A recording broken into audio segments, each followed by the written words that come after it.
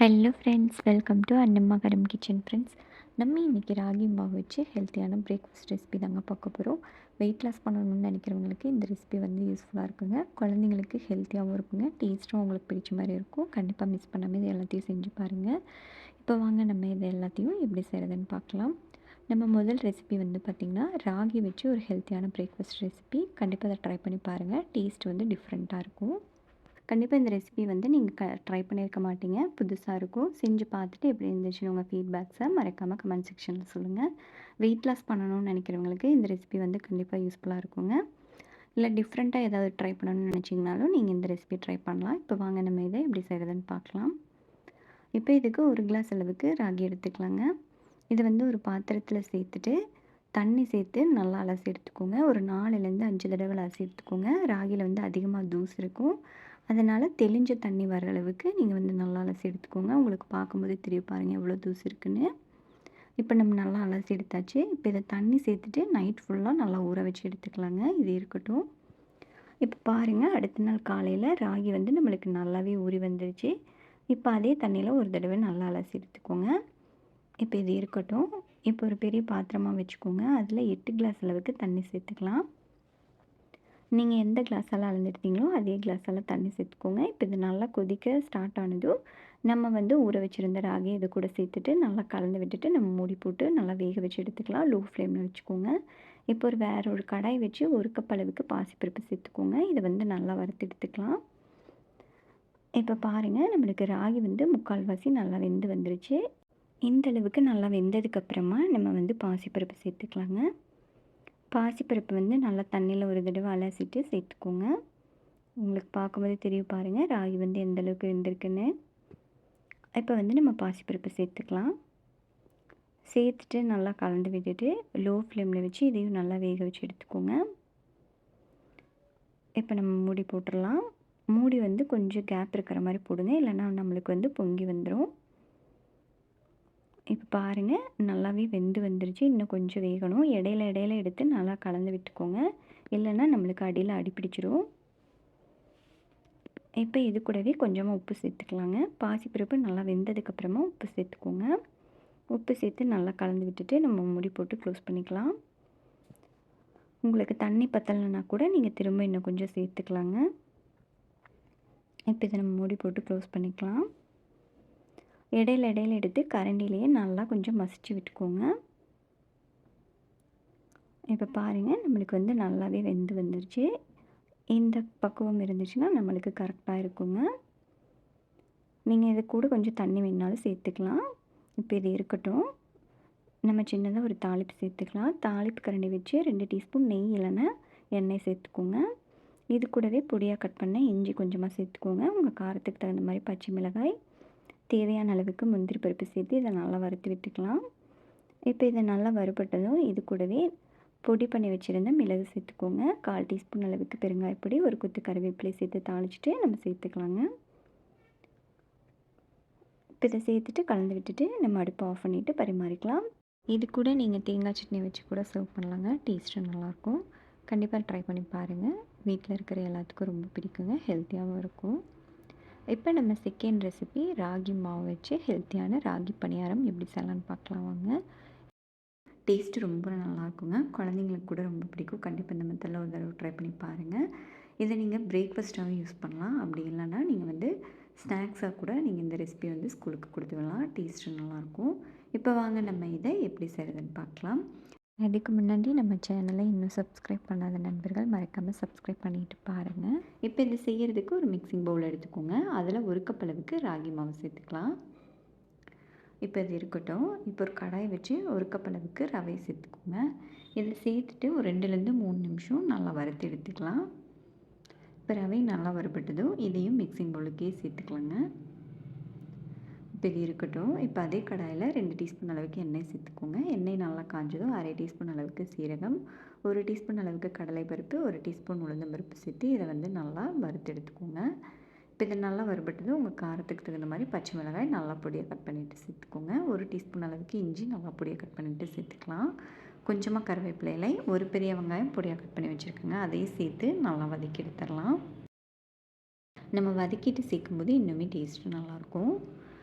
இப்போ இது கூட ஒரு கேரட் வந்து துருவி வச்சுருக்கேங்க. அதையும் சேர்த்துட்டு 2லேருந்து 3 நிமிஷம் மட்டும் நல்லா வதக்கி எடுத்துக்கலாம்.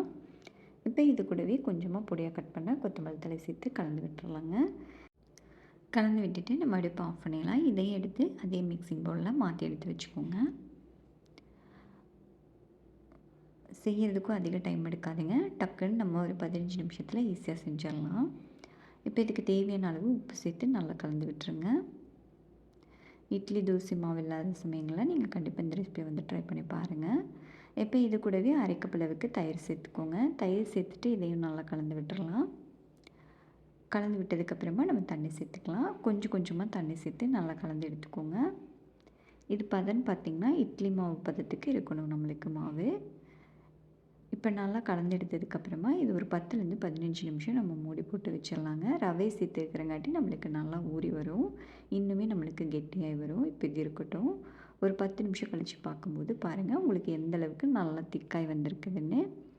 இப்போ இது கூட இன்னுமே தண்ணி சேர்த்து நம்ம வந்து நல்லா கலந்து எடுத்துக்கலாம்.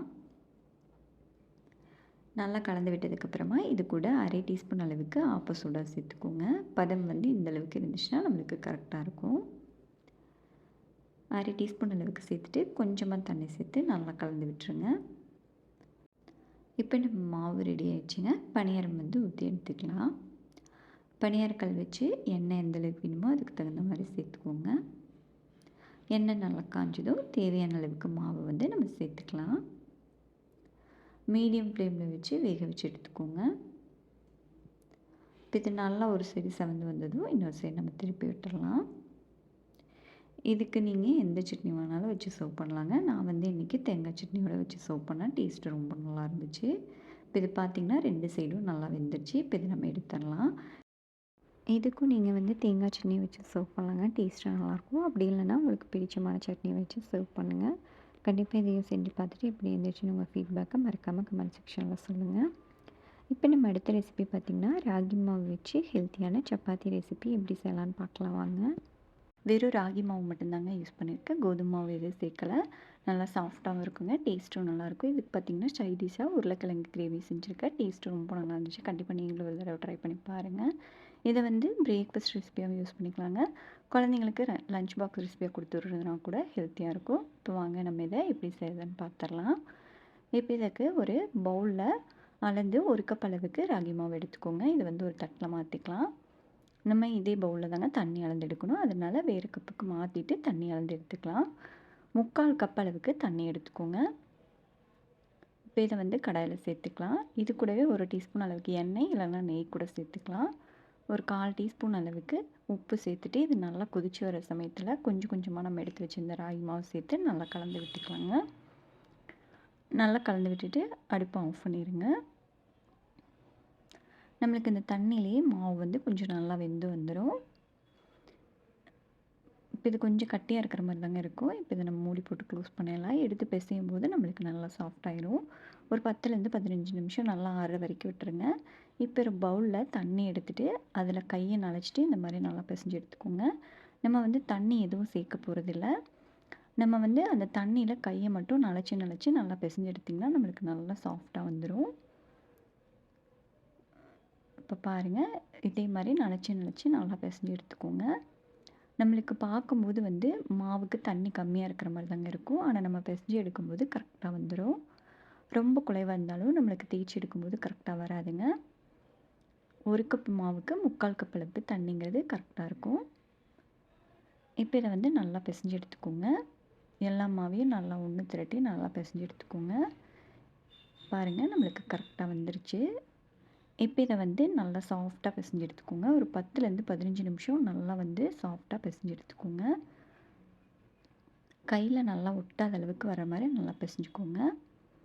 இப்போ இதை வந்து நம்ம வந்து உருண்டை பிடிச்சி எடுத்துக்கலாம். இப்போ எல்லா மாவையும் நம்ம வந்து உருண்டை பிடிச்சி எடுத்துகிட்டு இதை வந்து தேய்க்க ஆரம்பிச்சிக்கலாம். ஹெல்த்தியாகவும் இருக்குங்க. டேஸ்ட்டும் நல்லாயிருக்கும். ராகி மாவில் செஞ்ச ரெசிபினா கண்டிப்பாக குழந்தைங்களுக்கு பிடிக்காது. அதனால் இந்த மாதிரி சப்பாத்தி மாதிரி செஞ்சு கொடுங்க. இதை நம்ம உருண்டை பிடிச்சிட்டு இப்போ நம்ம இதை தேய்ச்சி எடுக்கிறதுக்கு ராகி மாவே கொஞ்சம் ஸ்ப்ரெட் பண்ணி விட்டுக்கலாம். இப்போ ராகி மாவில் நல்லா டிப் பண்ணிவிட்டு இதை வந்து நல்லா தேய்ச்சி எடுத்துக்கோங்க.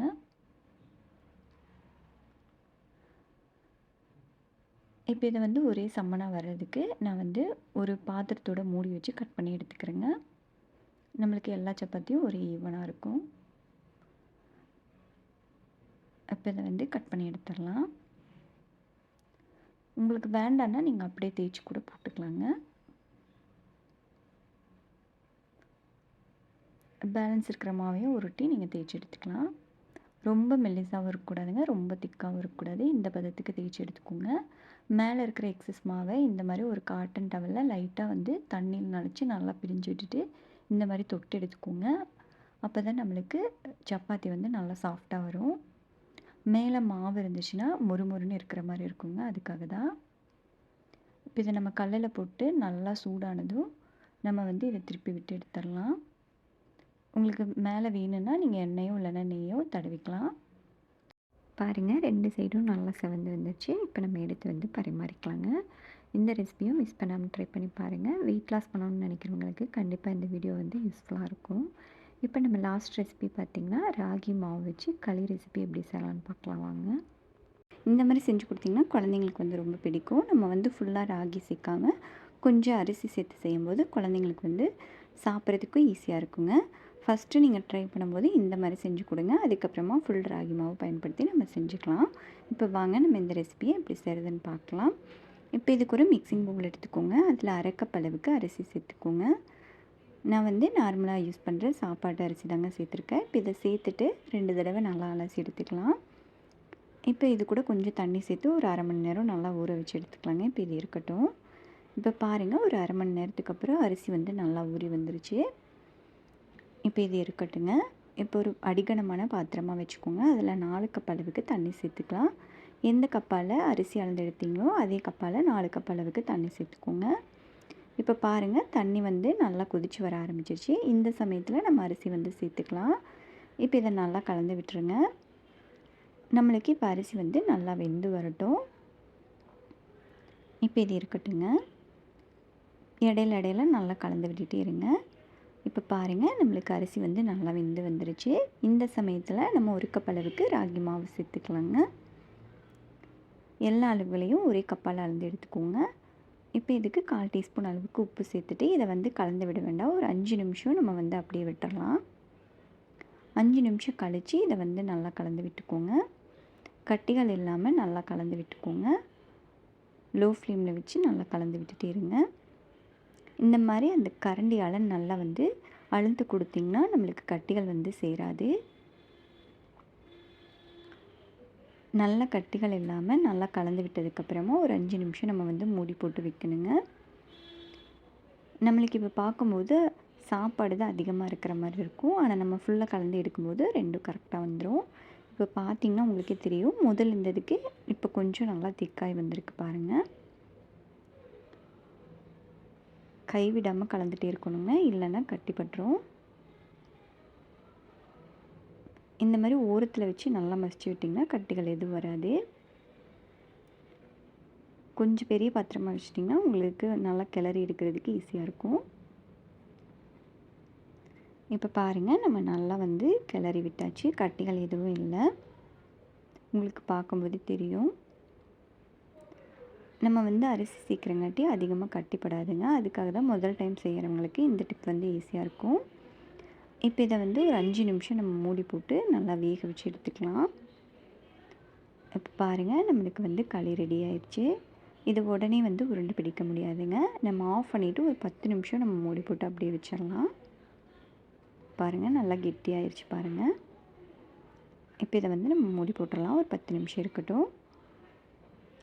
இப்போ பாருங்கள், ஒரு 10 நிமிஷம் கழித்து நம்ம எடுத்து பார்க்கும்போது நம்மளுக்கு வந்து நல்லா கெட்டியாக இருக்குது பாருங்கள். முதல்ல இருந்ததுக்கு இப்போ இருக்கிறதுக்கு உங்களுக்கு நல்லா டிஃப்ரென்ஸ் தெரியும். இப்போ வந்து நம்ம உருண்டை பிடிச்சிட்டு சர்வ் பண்ணிக்கலாம். கையில் வந்து தண்ணியால் நல்லா நனைச்சிட்டு உருண்டை பிடிச்சிக்கோங்க. கண்டிப்பாக இந்த ரெசிபி செஞ்சு பாருங்கள். செஞ்சு பார்த்துட்டு எப்படி இருந்துச்சுன்னு உங்கள் கமெண்ட்ஸை மறக்காமல் கமெண்ட் செக்ஷனில் சொல்லுங்கள். இந்த வீடியோ பிடிச்சிருந்தால் நம்ம சேனல் லைக் பண்ணி சப்ஸ்கிரைப் பண்ணிக்கோங்க. உங்கள் ஃப்ரெண்ட்ஸ் அண்ட் ஃபேமிலி மெம்பர்ஸ் கூடயும் ஷேர் பண்ணுங்கள். வீடியோ பார்த்த அனைவருக்கும் நன்றி.